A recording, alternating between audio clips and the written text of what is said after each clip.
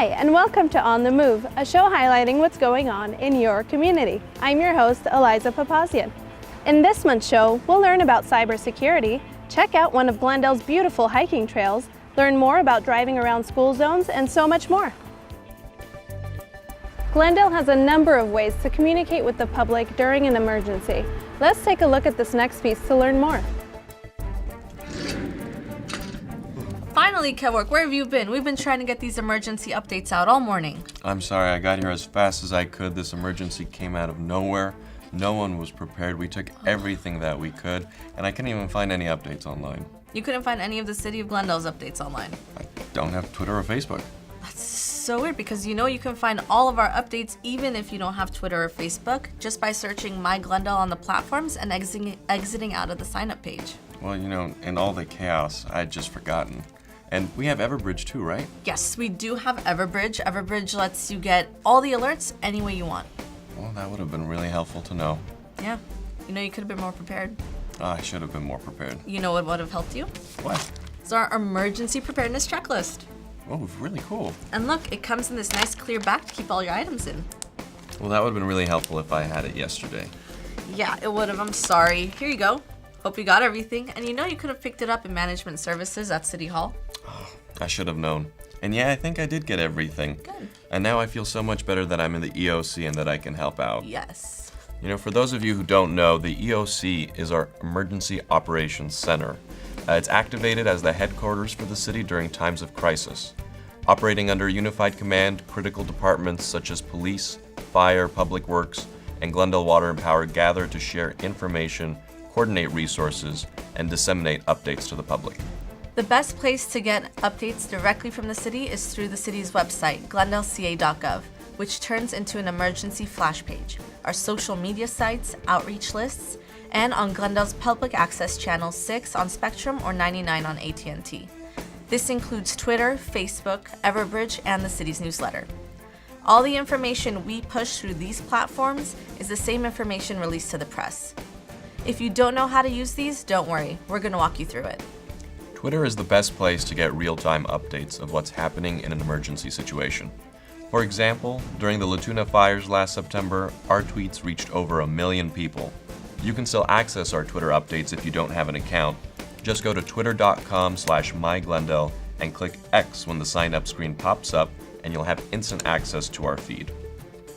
Facebook is another great source of information.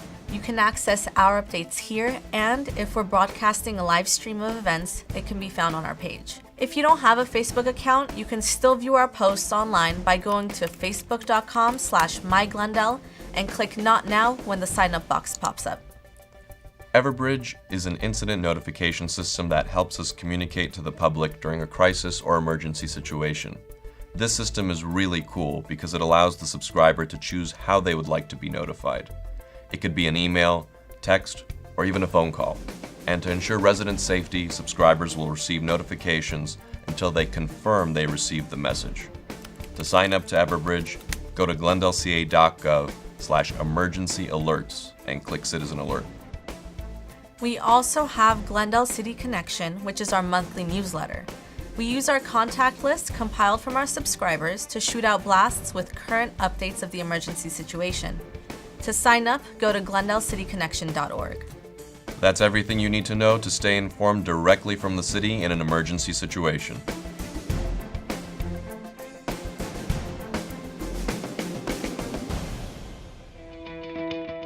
Getting acquainted with Glendale's hiking trails is the perfect way to discover why the Jewel City is an ideal place to get outside. First up is the Catalina Verdugo Trail. Let's check it out.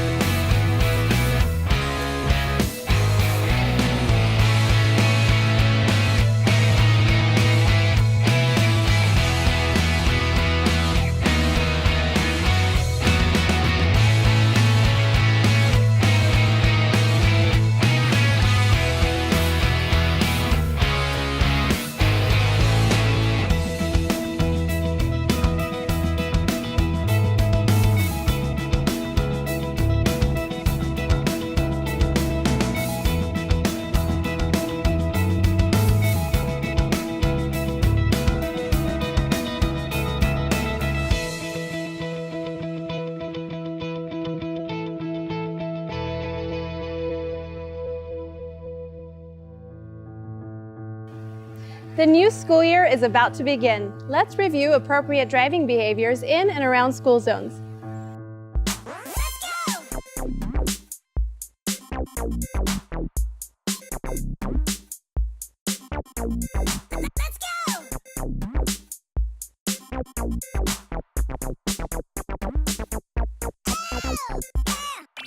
Mom and Dad, I know that taking me to school and picking me up can be really stressful for you. I could tell when grown-ups have somewhere to be and traffic doesn't go fast enough. And I know sometimes us kids don't help. So, when you start to run out of patience, please remember how your choices affect my safety. Here are some things you could do to keep me safe during drop-off and pickup at school. 1. Leave the house early. Being stuck in traffic when you're late to work is bad. So, let's leave a little earlier. This will give you extra time to get to work if you get stuck in a traffic jam. This will also help you make safer decisions when driving in and out of my busy school zone. 2. Put your phone down. You've heard the scary stories about distracted driving, so why do you still do it? Did you know that in the US during 2015, over 3,400 people were killed and another 391,000 were injured because of distracted driving? Every time you pick up your phone while driving, you increase your odds of becoming a statistic. Is that text message really worth it? No way! So please put your phone away and just drive. It's the law. 3. Avoid drop-off or pickup across the street from my school. Did you know that more than half of pedestrian accidents in Glendale happen at intersections? This tells me that if you drop me off across the street from school, even if there's a crosswalk and a crossing guard, you'd be exposing me to unnecessary danger. Instead, maybe you can plan our route so you can drop me off where I don't have to cross the street. 4. Obey all traffic laws. I can't tell you how many grown-ups go around breaking the law near my school. These are a few examples of how they put me and all the other kids in danger. Speeding. The school zone speed limit is 25 miles per hour. I've seen kids suddenly run across the street without any warning, so you never know when you might have to slam on the brakes. So please slow down. Blocking crosswalks. Every time a car blocks the crosswalk to drop off a student or to make a turn, other kids have to walk around the car where other moving cars can't see them. This is so dangerous. U-turns. Don't make U-turns in school zones. They just cause more traffic, and it makes other drivers really mad.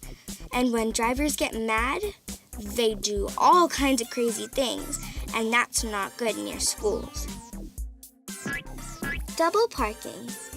My school has a drop-off and pickup zone, and it was designed with my safety in mind. If you double park to drop me off, I have to get out of the car and step into traffic. This may save you a few minutes, but it's never worth it.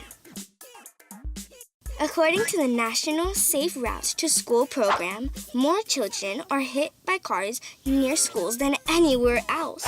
Glendale is no exception. 65% of all youth collisions that happen after school take place within a quarter mile of a school. With a little bit of patience, some planning, and by following the rules of the road, we can make a big difference in improving safety around my school.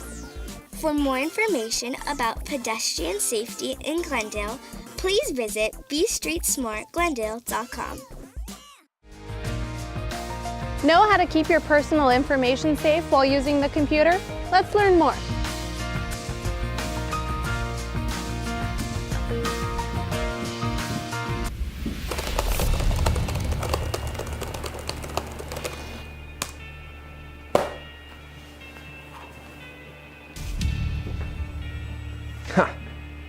Now this place is mine, and they left it wide open just for me.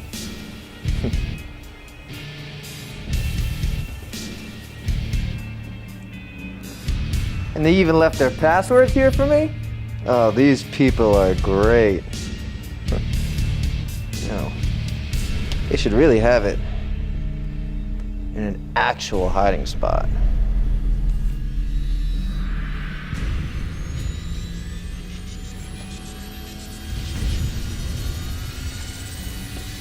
And their wallet, too?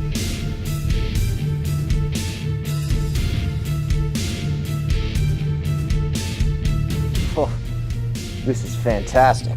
I'm gonna show the world. That'll really mess them up.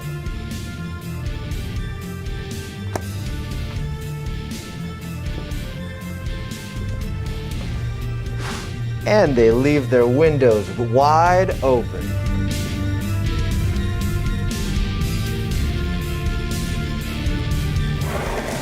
These folks just don't care.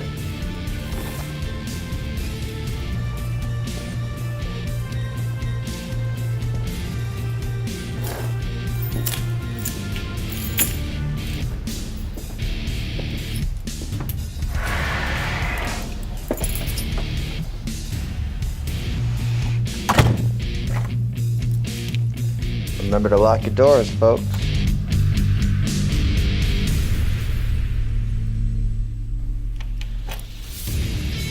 Otherwise, you'll get some unexpected visitors. This will be fun.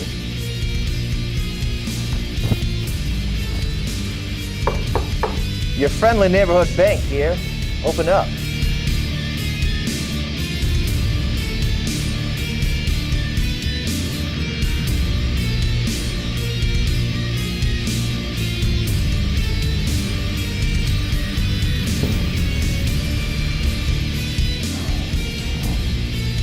Oh, I am thirsty.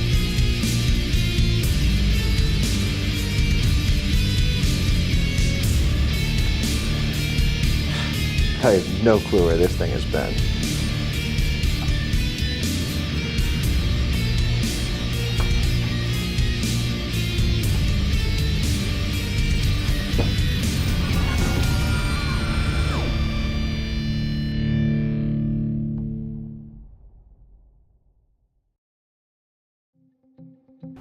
Driving under the influence of drugs or alcohol is never a good idea. Let's take a look back at an impaired driving demonstration to learn why.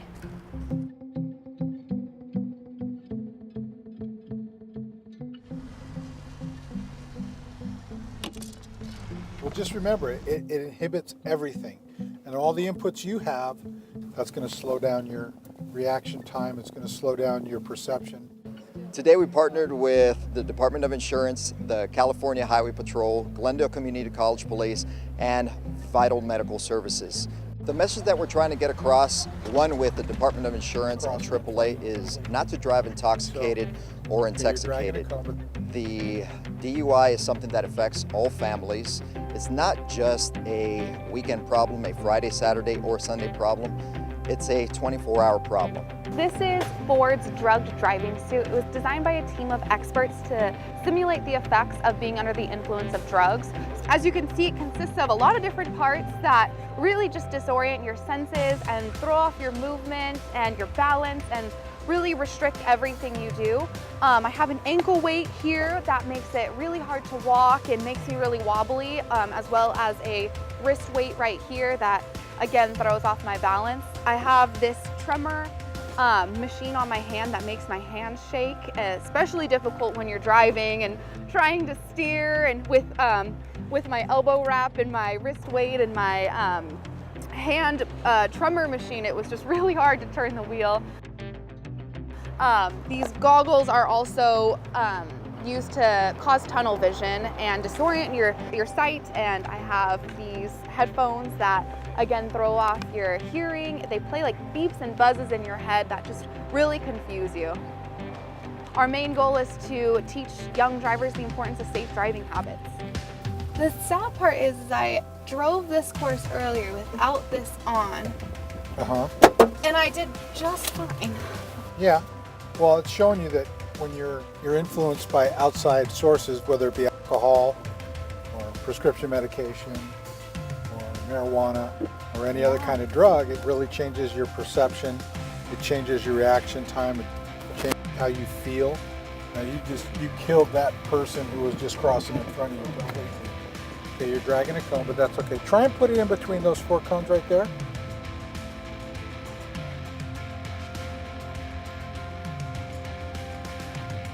Insurance rates can go up with convictions of impaired driving, up to 60% or even more. But the ultimate price could be much more than financial. It could be a human life. So what we're preaching, what we're promoting here is safety. Drive responsibly, drive defensively, and don't be distracted.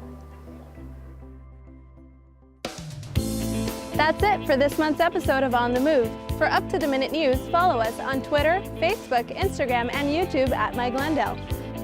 You can also stay informed by signing up for our free monthly electronic newsletter, City Connection. Sign up on the city's website. Thanks for watching, and join us next time as we explore the interesting things happening in the city of Glendale.